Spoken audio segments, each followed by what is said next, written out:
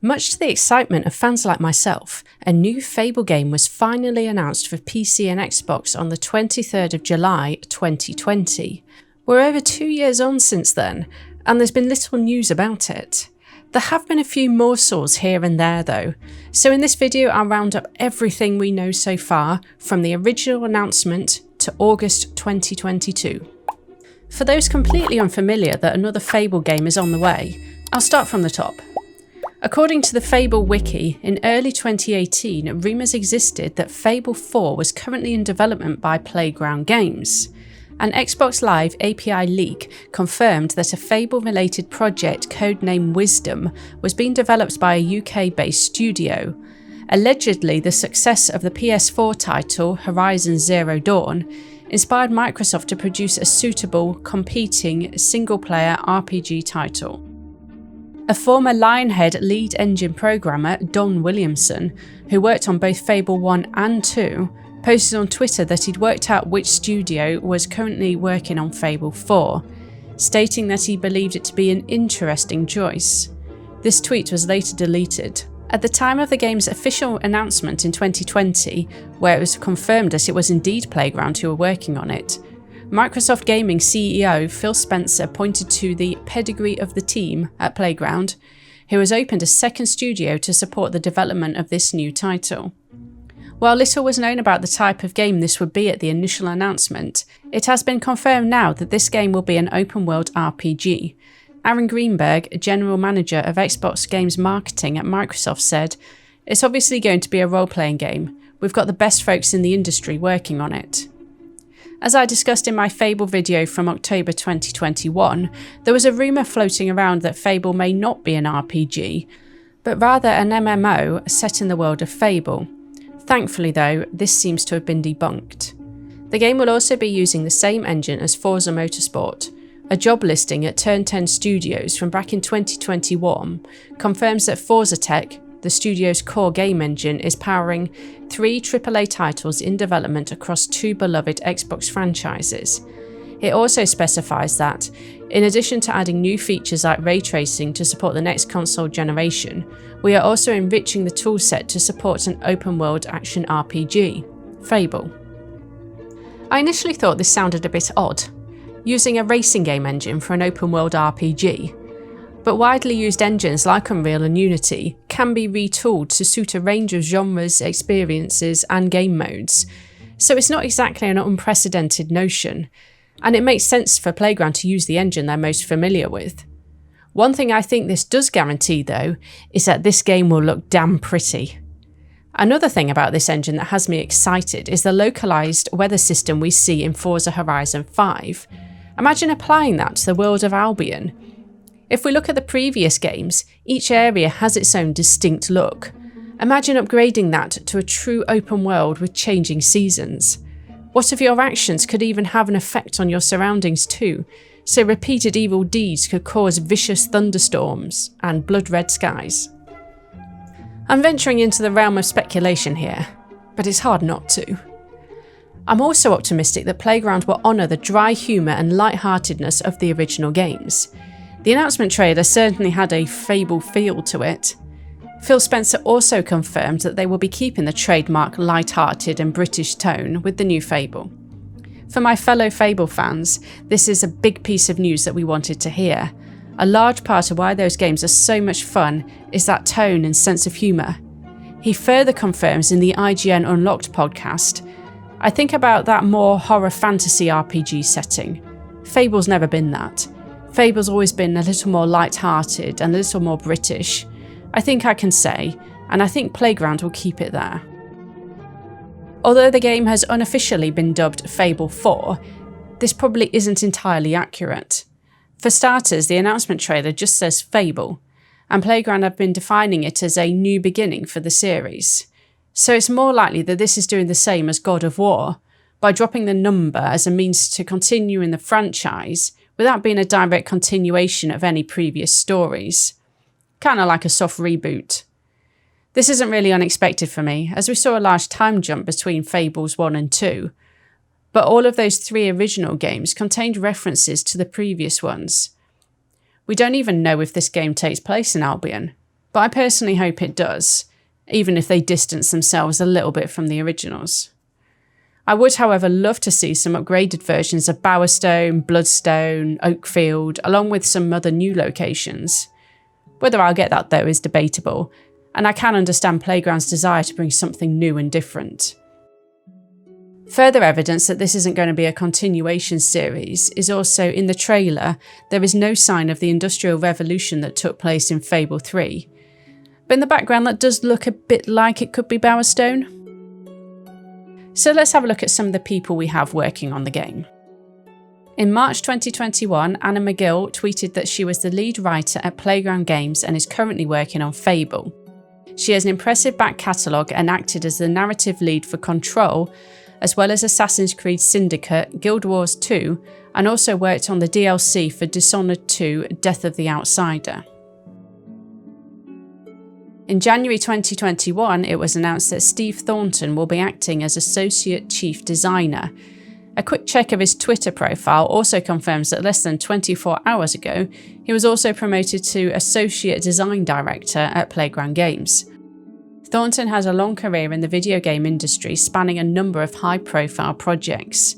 He worked as game designer on Halo Infinite, aided Ubisoft in the development of Assassin's Creed Odyssey, and directed both of the 3DS ports for LEGO Ninjago and LEGO Marvel's Avengers. This veteran of the industry is another welcome addition and shows that Playground Games is dedicated to delivering a high-quality reboot to the franchise.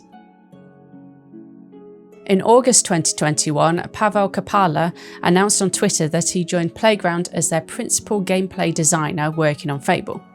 On his LinkedIn page, he confirmed that the role entails designing and implementing the combat in Fable. Kapała was originally at CD Projekt Red, where he held the role as senior gameplay designer and worked on both Cyberpunk 2077 and the Witcher series. Without delving into the disaster that was Cyberpunk, while there he worked on guns, melee and weapons balance, and also had prior experience working on boss fights in Witcher 3. Witcher seems more in keeping with what Fable is more likely to be, so are we potentially going to see echoes of that combat system in the new Fable game? For those who are unaware, The Witcher's combat systems are built around a mix of melee weapons and both ranged and area of effect spells that can distort time, hurl fire and force push enemies. I've recently been playing Fable 2 and a lot of this sounds very familiar. For me personally, I found the original combat mechanics in Fable to be a bit too simplistic, and I could definitely see more combat alike to The Witcher working well for the series. There is also a rumour that the new Fable will feature both first and third person perspectives, so his first person experience working on Cyberpunk could also come into play as well. An additional rumour is that Fable won't feature guns, although it could feature bows and spells. Guns weren't an especially popular addition to Fable 2, so I'm sure some fans will be hoping this rumour is true. On February 16th, 2022, Amie Spuddles announced she would be joining the development team as a senior producer for Fable.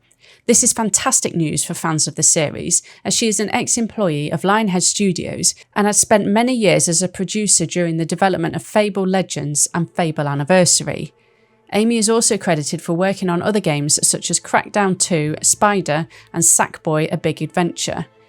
She has also done her best to squash rumours that the game is in development hell by explaining to people how these types of struggles are a normal part of video game development, and every team goes through these types of growing pains. But what are those rumours exactly? Juan Fernandez, an ex-developer of Fable, explained why progress has been slow and fueled the rumours that the development team were struggling. Excerpts from the following article have been translated, but hopefully it's accurate enough to give you a gist of what he's saying.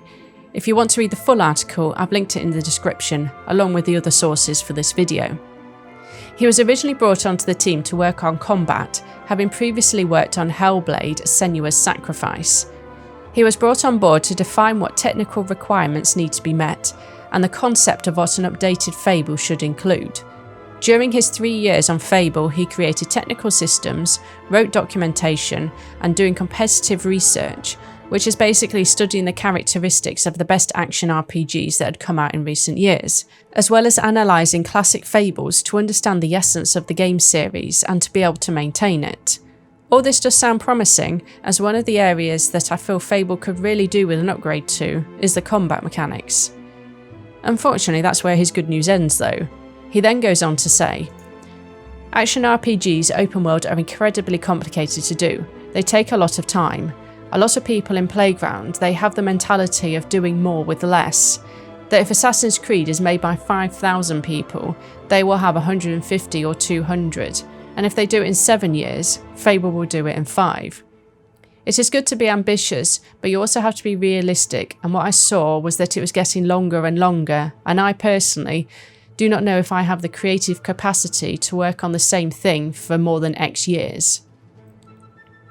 While concerning though, since Fernandez has left, Playground Games have been hiring more and more staff to work on Fable, so it's currently unclear as to whether this will be an ongoing issue. Playground Games do have a good reputation when it comes to the Forza Horizon series, so hopefully they're able to successfully plug the knowledge gaps they have with RPGs and commit the right amount of resources to it.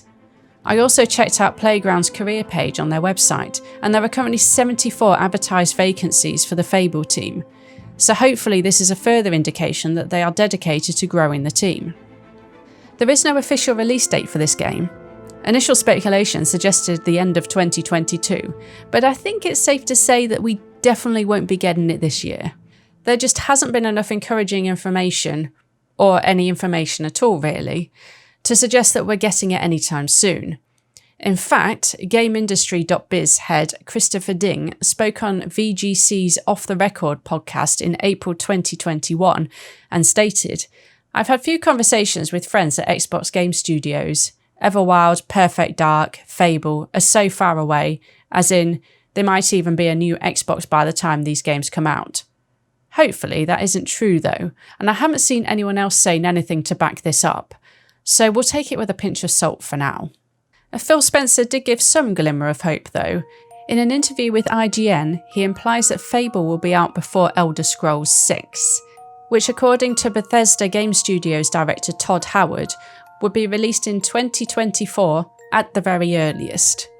So given everything we know so far, I'd be willing to hazard a guess at late 2024 or even early 2025 for Fable.